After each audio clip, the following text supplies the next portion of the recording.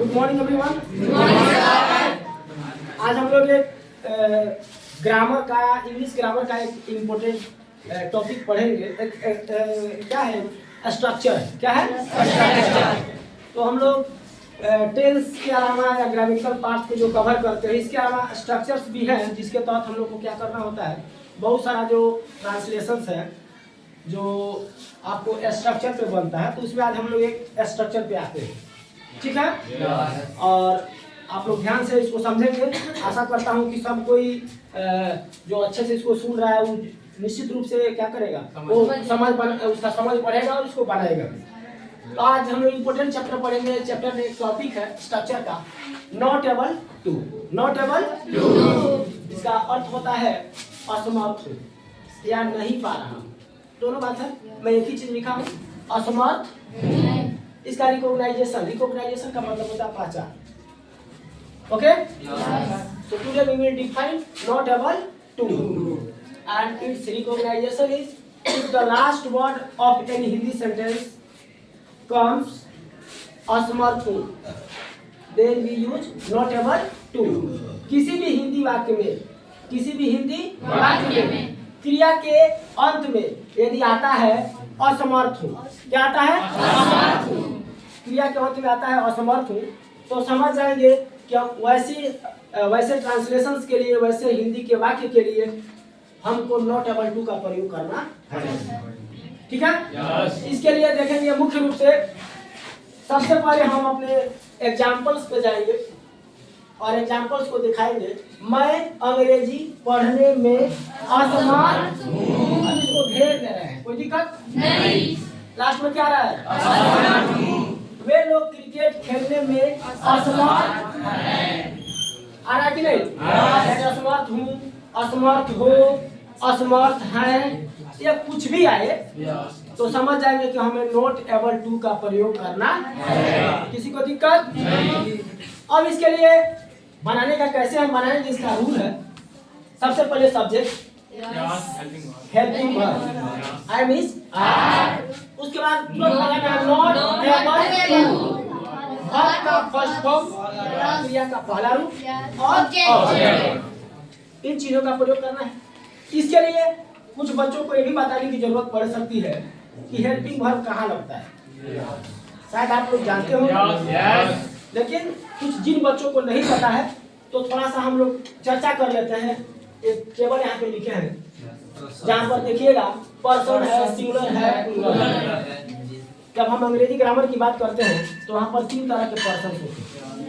First person, second person, प्रथम पुरुष। First person का मतलब होता है जो वक्ता है। वक्ता समझते हैं? बोलने वाले को क्या बोलते हैं? प्रथम पुरुष। तो फर्स्ट पर्सन सिंगुलर क्या होता है? आई। क्या होता है? आई। उसका प्लूरल होता है वी। सेकंड पर्सन किसे कहते हैं? या दूसरे के बारे में जो बात किया जाए उस क्या होता है? Second person. यू सिंगुलर भी होता है, इसका मतलब होता है तुम या आप। इसका प्लूरल भी होता है तुम लोग या आप लोग, उसका भी यू होता है। और थर्ड पर्सन का मतलब होता है जब दो व्यक्ति बात करें तीसरे के बारे में और तीसरा उपस्थित न हो, तो थर्ड पर्सन कहते हैं। जैसे एग्जांपल के लिए आप बात करेंगे ही, सी, इट और कोई भी नाउन आ जाए, नेम आ जाए। नाउन समझते हैं? एनी नेमिंग वर्ड, कोई भी नेमिंग वर्ड आ जाता है, चाहे वो व्यक्ति का नाम हो, वस्तु का नाम हो, स्थान का नाम हो, वो सब क्या कहलाता है? नाउन का नाम। वो सिंगल में है, सिंगुलर में है, तो हमारा थर्ड पर्सन सिंगल कहलाता है। जैसे मान लीजिए हम लोग यहाँ पे पढ़ने आए हैं, कोई चर्चा कर रहा है यहाँ पर कि मेरी गाय लाल है, मेरी गाय सफेद है, मेरी गाय काली है। हम और आप बात कर रहे हैं, यहाँ पर गाय नहीं है नहीं। लेकिन गाय हमारी बातों को सुन रही है नहीं। तो वहाँ पे गाय क्या हुआ? Third person. हम और आप चर्चा कर रहे हैं तीसरे वस्तु या तीसरे जानवर के बारे में या तीसरे व्यक्ति के बारे में, और तीसरा यहाँ पर उपस्थित। तो फर्स्ट पर्सन सिंगुलर में क्या लगता है बाबू? ओनली फर्स्ट पर्सन सिंगुलर में आई एम लगता है। याद रखेंगे, केवल थर्ड पर्सन सिंगुलर में क्या लगता है? और बाकी सब में जहाँ जहाँ घुमा रहे हैं एरो सब में लगता है याद रखिएगा। फर्स्ट पर्सन सिंगुलर में एम लगता है, थर्ड पर्सन सिंगुलर में इज लगता है, और बाकी सब में क्या लगता है? किसी को दिक्कत नहीं। अब इसको आसानी से बनाएंगे और हम आशा करते हैं कि हम आप लोगों से पूछेंगे भी, जिससे पूछेंगे वो बताएंगे, या जो जानेंगे बनाने के लिए वो हाथ उठाएंगे। पहला है मैं अंग्रेजी पढ़ने में असमर्थ हूँ, इसको कौन बना सकते हैं? इस नियम के आधार पर बना सकते हैं। चलिए हम गर्ल्स फर्स्ट आप खड़े हो जाइए। एक सेकंड बाबू, फर्स्ट का ये है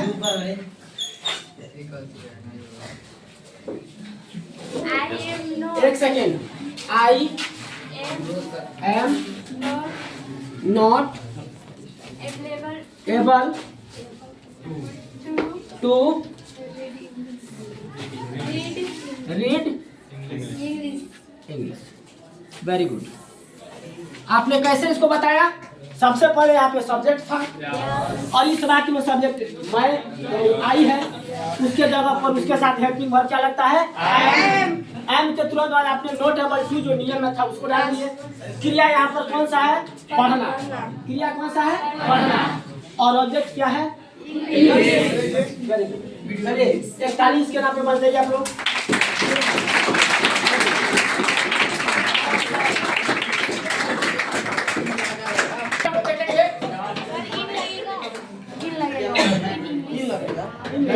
ऑब्जेक्ट बताने की जरूरत है क्या? नहीं।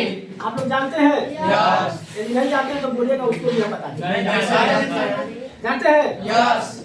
सब्जेक्ट क्या है, वर्ब क्या है, ऑब्जेक्ट क्या है, पता है आप लोगों को? यस। सब्जेक्ट किसे कहते हैं? कौन बताएंगे? हाथ उठाइए।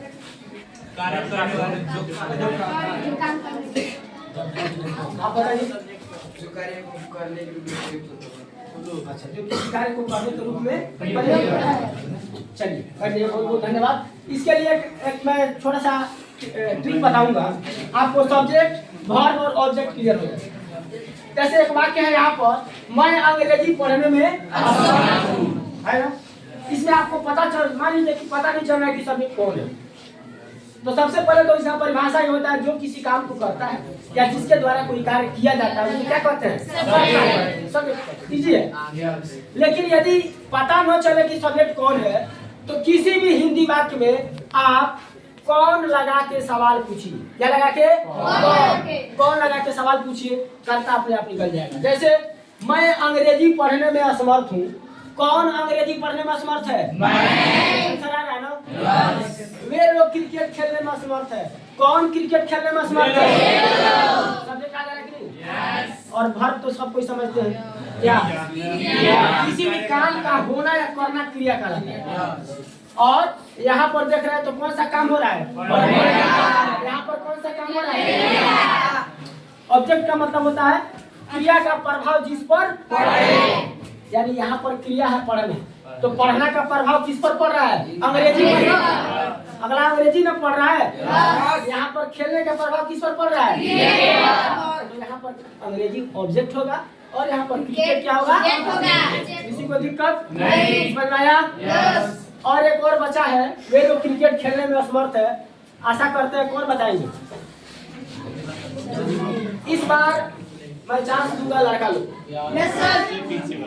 लड़की लोग को चांस मिला। चलिए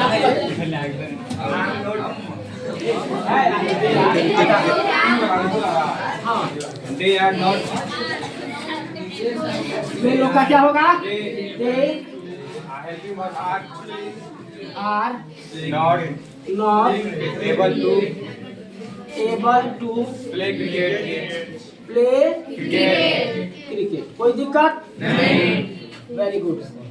समझ में आया सबको? यस। आप लोग आशा करते हैं कि सब किसी को समझ में आ गया होगा। और आप लोग अगर समझ गए होंगे तो आप लोग का एक होमवर्क भी है कि अब क्या करना है, 10 को वाक्य बना के लाना है। कितना वाक्य? हाँ, लेकिन लास्ट में हो जाएगा सर? हो जाएगा? यस। किसी को दिक्कत? आज के लिए इतना ही। बहुत बहुत धन्यवाद। Thank you.